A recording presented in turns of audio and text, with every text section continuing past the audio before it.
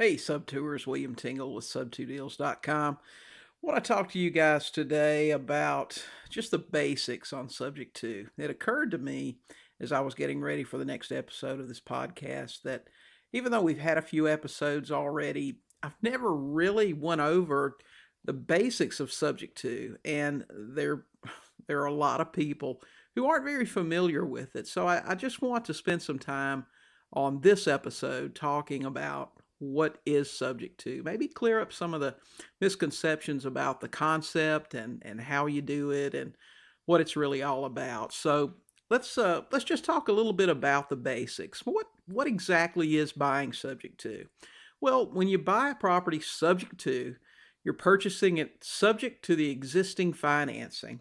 And just put just as simply as I can, it really means that the loan or any other liens or encumbrances already on the property are going to stay there without any formal assumption on your part at all. The owner is going to deed the property to you, and which is going to give you complete ownership of it.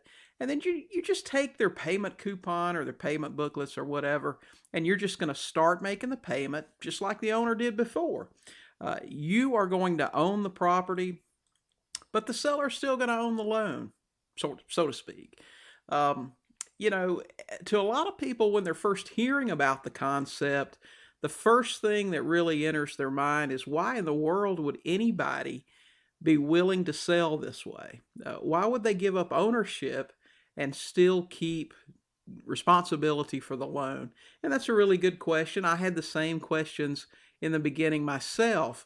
But what you'll find out is people run into situations in their life all the time where the ownership of a house and just the details surrounding it really becomes secondary to the things that are happening to them. A job transfer where somebody has to move very quickly, maybe a divorce, a job loss. There are really just a lot of reasons why someone would consider doing this. And to give you an example of that, let me talk to you just a little bit about the first Sub 2 deal that I ever did.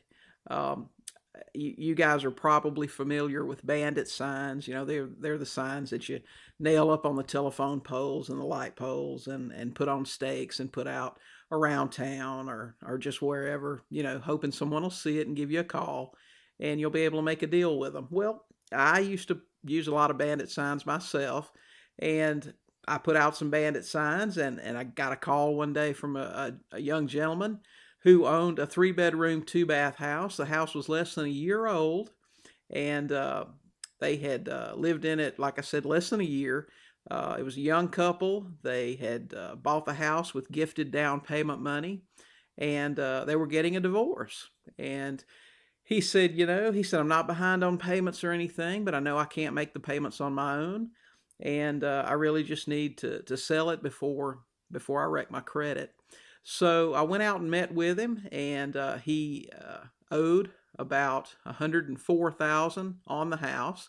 He had a 7% interest rate mortgage, which was a good interest rate at the time, and we bought that house from him. Stood out there in his house and talked to him for just a few minutes, and he was open to pretty much whatever I suggested. And I had recently learned about the concept, so I presented it to him, and he said, "Okay, what do we do?" And so we took over the payments on the house. We sold the house on a land contract, which is just a form of owner financing. We sold the house for 125 and got a $13,000 down payment. We wrote the note at 8.75% interest, and we collected $160 a month in cash flow for a little over 2 years. And then our buyers refinanced at that time, and we collected another $9,000. So our total profit on our very first Sub 2 deal was almost $27,000. So as you can see, you know, these things, I mean, I think they're fantastic. You get in with no financing needed. In a case such as this one, there was absolutely nothing to put down. The house was in great shape. It was less than a year old. It was in a nice subdivision. And, we were able to turn a profit on that very quickly and made money on it from start to finish. So, Subject 2, what are the advantages of using it? Well, first of all, of course, no banks are needed. You never have to go into a bank and hope they'll give you financing. Even if you've got great credit as an investor, what you'll learn over time is that, you buy a house, you go into the bank and you buy a second house, maybe a third. About the time you buy that fourth house, they're really going to start looking at you with a little bit more scrutiny.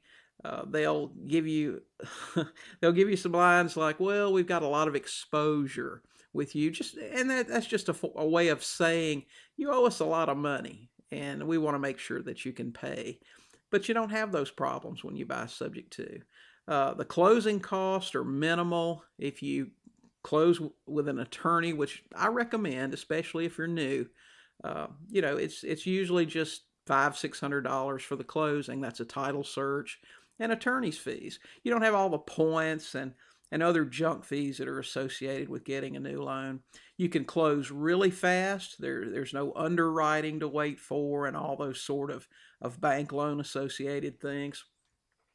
You obviously, since you're not needing a bank, you don't need good credit, and it'll never appear on your credit report. So if you do have good credit, you can hang on to that. You don't have to worry about additional debt impacting your credit score. One of the best things about subject to is that you get some incredible interest rates. Homeowners get the best interest rates out there. They can, every time, it doesn't matter about credit scores. If a homeowner, someone that's going to buy the house and live in it, goes out and gets a loan, they're going to get a much better interest rate than an investor will. It's just the way it works. We take over houses all the time now with interest rates in the threes. It's just really incredible the kind of cash flow that can give you. And one of the biggest advantages again is that if you own the property with long-term financing, a lot of times investors get 3-year or 5-year balloons. Well, typically, with homeowners, you're going to see a 30-year note.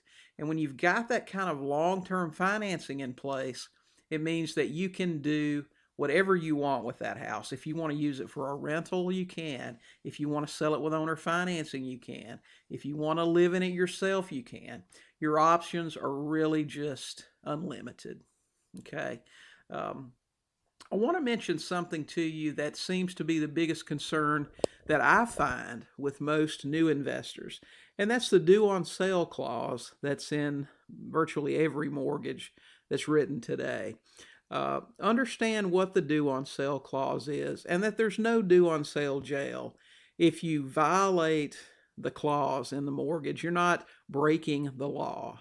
You are just violating the terms of the agreement that the initial borrower had with the bank. So understand that the due on sale clause gives banks the right at their option. And those three words are actually in the due on sale provisions in the mortgage. Read them and you'll see what I'm talking about. It's at their option to call the loan due upon transfer of title or beneficial interest in the property, which basically just means ownership. If ownership of the property changes without the bank's approval, they can call the loan due at their option. Okay? And you understand this too, that in 20 years of buying property subject to, I know a whole lot of investors that do the same thing.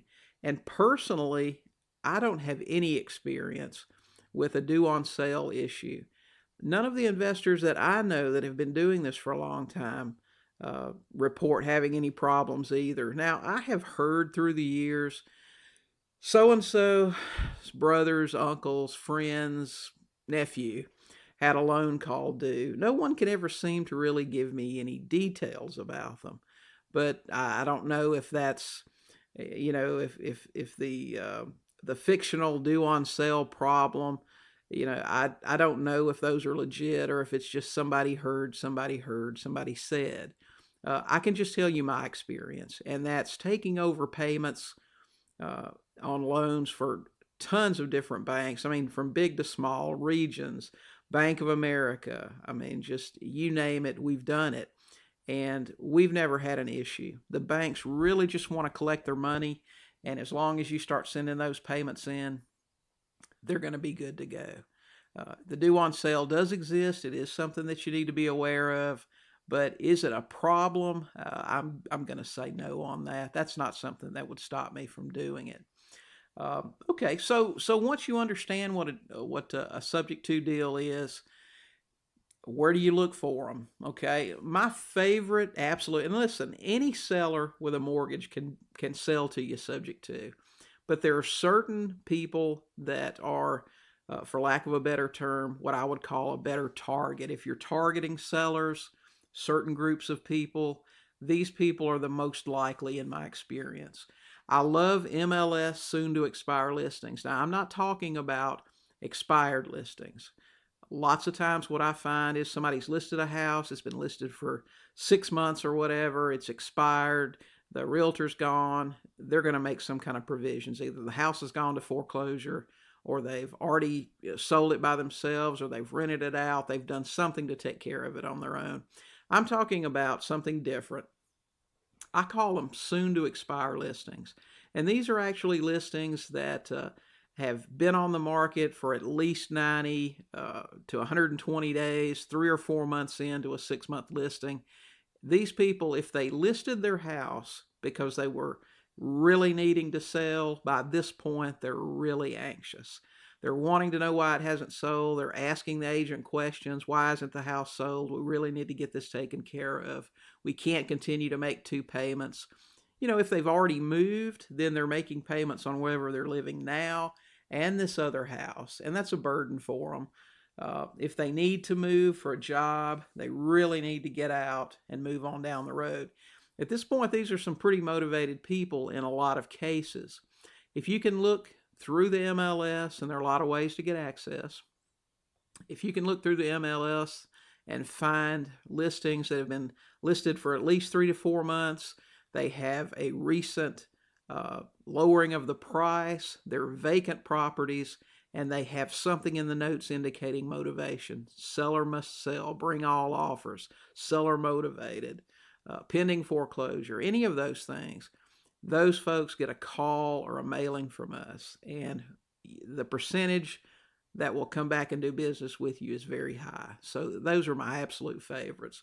Then we go after pretty much the same targets that any investor does. Pre-foreclosures, bankruptcies, divorce, eviction, tired landlords, they're great.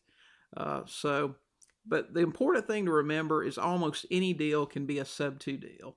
All you need is a motivated seller and an existing mortgage, and you can absolutely do those.